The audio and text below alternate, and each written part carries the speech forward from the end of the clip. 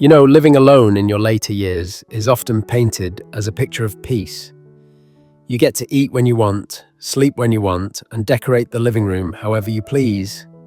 No compromises, no waiting for someone to finish their story before you start yours. And for the most part, that part is true. But here's what you don't always hear about: the parts that unfold slowly, quietly, sometimes painfully. The things you don't really understand until the silence is yours and yours alone. I've read a lot of stories from older adults who've walked this road, on forums, in comments, through long conversations in coffee shops. Some are funny, some are tough, and a lot of them ring true even if they're not your exact story.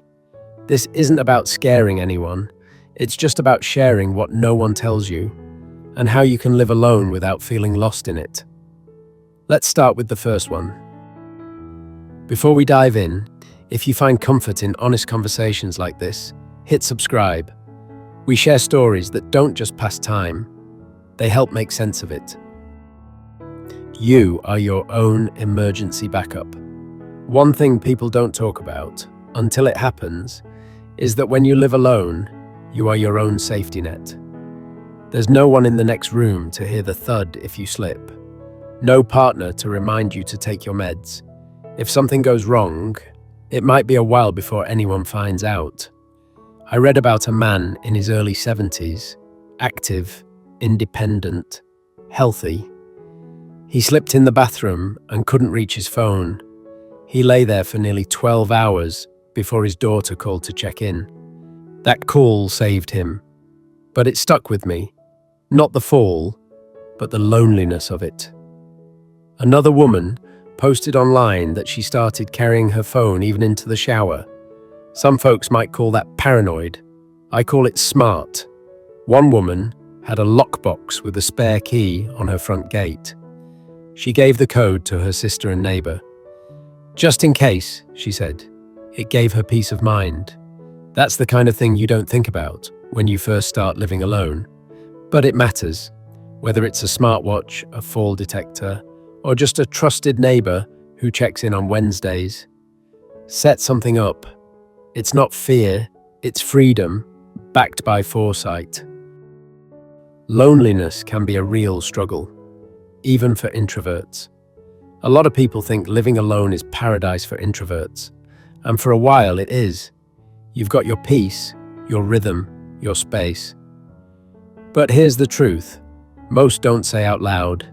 Even people who love solitude can feel a quiet ache when the days stretch too long without a voice besides their own. I came across a comment from a retired professor, used to be surrounded by students, lectures, colleagues. Now, he said he could go 3 days without speaking a word out loud, not a single good morning or how was your day.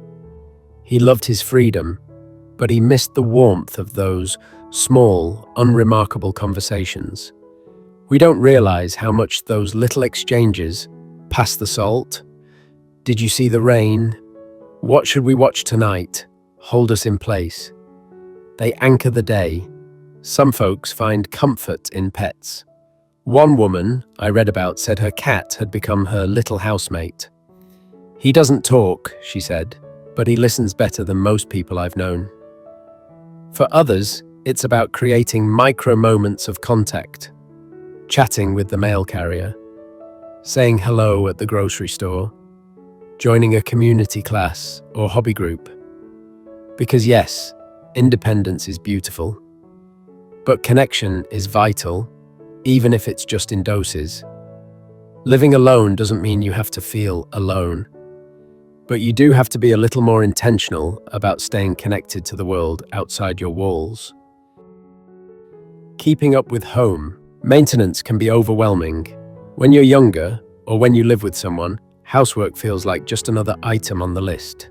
Take out the trash, clean the gutters, fix the leaky faucet. But when you're older and on your own, those small things can start to pile up. Not just on paper, but in your mind. There was a story from a woman in her late 60s who kept a running list on her fridge. Replace light bulb, clean out rain gutters, touch up paint in hallway. She said the list kept growing, but her energy didn't. Some days, she wrote, I walk past that list and pretend not to see it. It's not laziness. It's that the body changes, the joints stiffen, and suddenly vacuuming feels like a gym workout. Reaching for that top shelf is no longer casual. It's a calculation. I get it. Even things I used to knock out in an afternoon now take planning, patience, and sometimes help. And that's the point. Help is allowed. Whether it's hiring someone to do the heavier lifting or calling a family member or neighbor to lend a hand, don't carry it all yourself just because you live alone. Downsizing can also be a gift, not just for simplicity, but for sanity. A smaller space isn't a downgrade, it's a reclaiming of time and energy. You deserve a home that feels manageable, not like it's managing you. Your daily routine becomes sacred, and that's okay. When you live alone, your routine becomes more than just a schedule. It becomes your rhythm, your compass. It's what gives shape to the day when there's no one else's needs to orbit around. And honestly, that's not something to apologize for. I read about a man in his early 70s who made coffee at the exact same time every morning. He'd open the curtains, turn on a jazz playlist, and sit at the same spot by the window. He said it made him feel like the world still had a heartbeat. Another woman shared that she plays the same song every morning while making breakfast. It's cheesy, she said, but it fills the silence. That song, that habit, it became her anchor. You see, when you're not adjusting to someone else's moods, plans, or preferences, you get to choose what your day looks like. And those small rituals, morning walks, Sunday cleaning, a favorite TV show at 7 sharp, become acts of stability. They remind you that time is still yours. Some people might say, you're stuck in your ways. I say, maybe you've finally found the ways that work for you. There's nothing boring about finding comfort in consistency. If anything, it's one of the quiet superpowers of aging alone, learning to love your own company enough to give it structure. Cooking for one can be tricky, but also rewarding. Let's be honest, cooking for yourself when you live alone can feel like more trouble than it's worth. You don't need a full spread. No one's expecting a proper dinner. So it's easy to fall into the habit of frozen meals, toast, or whatever's quick and clean. But over time, that can start to feel like neglect. Like the effort isn't worth it because no one else is watching. One woman posted online that she used to love cooking. She cooked every night for her husband, her kids, even the neighbors. But after she found herself alone, she stopped. What's the point? She wrote. Then, one day she made herself her favorite soup, just for her. She lit a candle, played some music, and ate it slowly at the table. She said it felt like a switch flipped. I remembered that I still deserved this kind of care. That line stuck with me. You still deserve the effort. You don't have to cook elaborate meals. Batch cook on weekends. Make soups you can eat all week. Try new recipes for fun, not perfection. Some people treat it like a hobby. Others just keep it simple and fresh. But either way, cook for yourself the way you'd cook for someone you love, because that's exactly what you're doing. The quiet can be both a blessing and a curse. There's a kind of quiet that fills the house when you live alone. At first, it feels like freedom. No TV blaring in the next room. No phone ringing unless you want it to. Just peace. But over time, that same silence can start to echo. I read a story from a man who had spent his entire life in a noisy home. Kids, dogs, a wife who loved the radio on all day. After retirement and loss, he found himself sitting in a perfectly still house. It was like the air stopped moving, he wrote. I didn't know silence could feel so loud. Others find ways to soften the quiet. Some keep music playing in the background. Some turn on podcasts just to feel like someone's talking in the room. I know one person who keeps a small fan on, not for the air, but for the sound. But here's the other side. The quiet can also be a sanctuary. If you've spent decades in the middle of chaos, raising kids, managing jobs, navigating life with others, the silence can finally be yours. A place to breathe, to reflect, to think. A space where you can hear your own voice again. It's not about loving or hating the silence. It's about learning to live with it. Finding the balance between peace and presence. Filling it when you need to, and letting it hold you when you don't. You need to be intentional about physical activity. When you live alone, no one's nudging you to go for a walk. No one's reminding you to stretch or suggesting a stroll after dinner. You can sit for hours and no one will notice, not even you. That's where it gets tricky. One man wrote in a forum that after a few months of living alone, he realized he hadn't left the house in 3 days. He wasn't depressed, just still. He used to walk with his wife every evening. After she passed, the walk stopped. I didn't realize how much I moved just by living alongside someone, he said. It's easy to slip into a sedentary rhythm when the only one keeping time is you. But movement isn't just about strength. It's about mood, memory, mobility. It clears the cobwebs in your mind as much as the stiffness in your knees. One woman I read about got a dog just to make sure she kept walking. He gets me out of the house, she said, and that's half the battle. You don't need to train for a marathon. Stretch in the morning.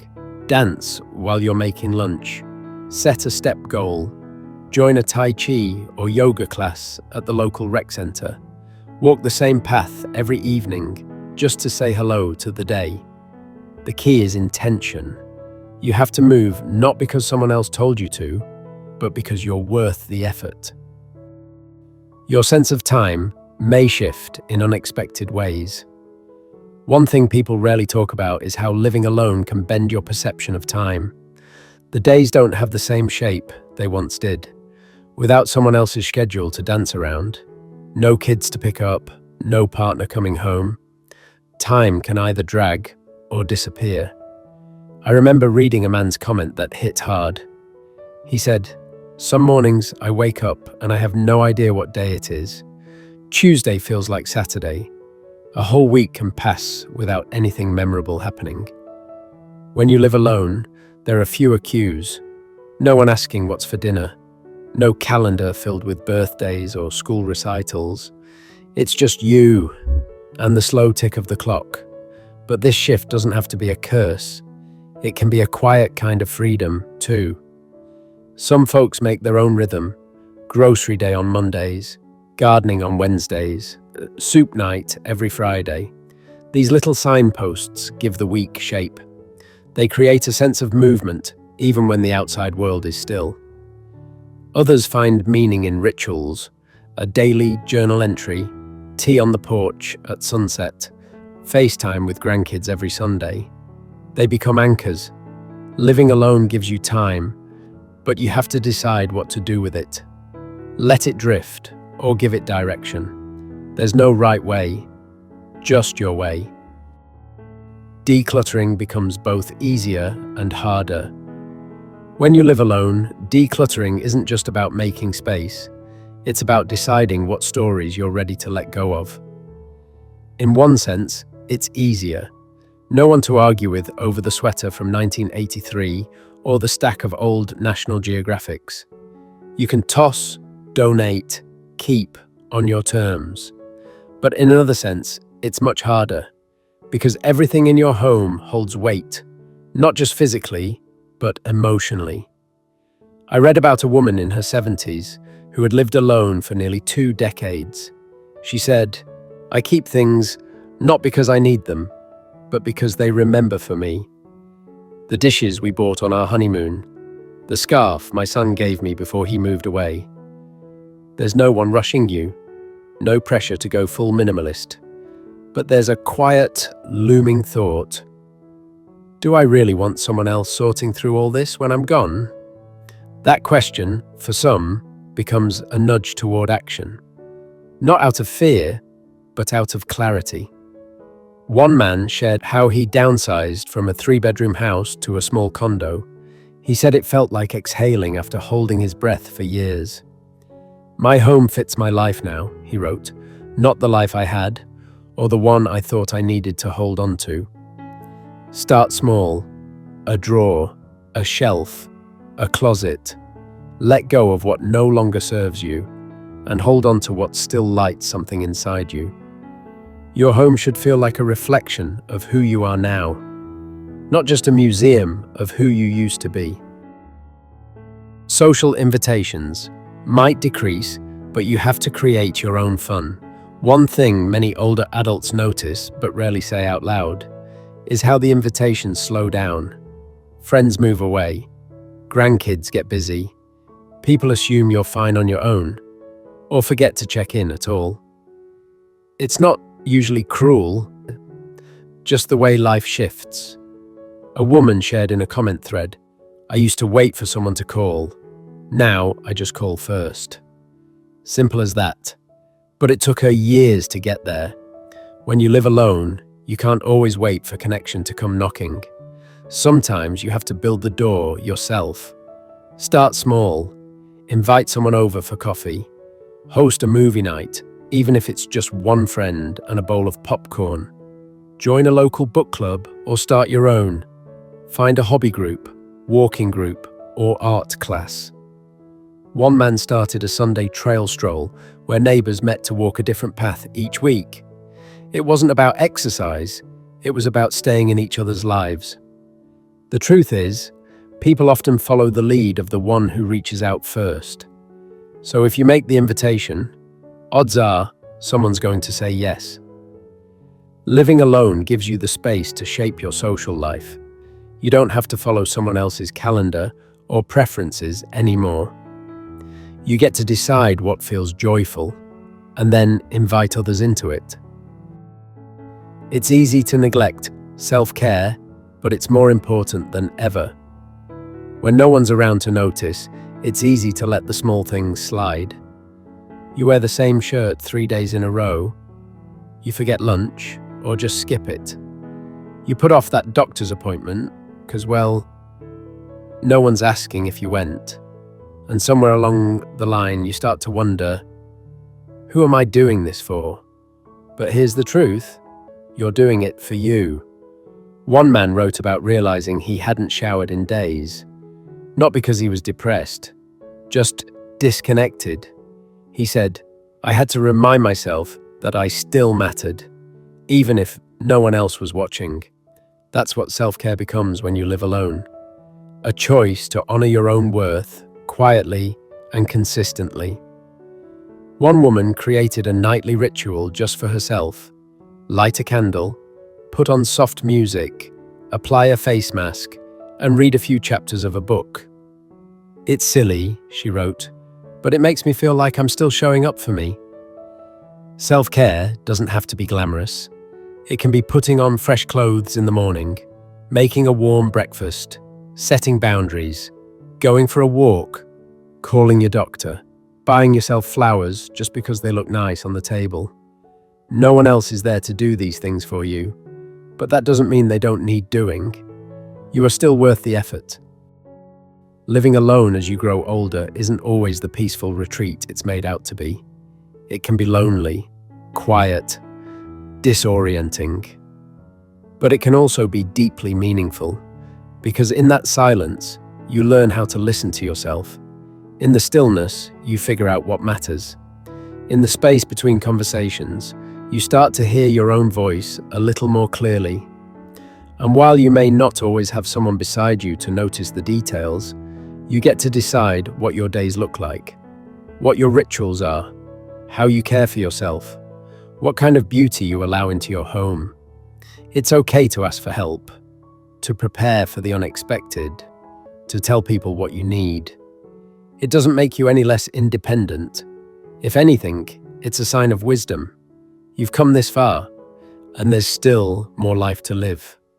So fill your space with what nourishes you. A pet, a garden, a favorite song in the morning. And when the hard days come, and they will, remember, you are not the only one walking this path. There's a whole community of people out there, learning to live alone without feeling lost in it. And if any of this resonated with you, I'd love to hear your story in the comments. If you found comfort or truth here, consider giving this video a thumbs up and subscribing for more conversations like this. Thanks for spending this time with me. Take care of yourself, and I'll see you in the next one.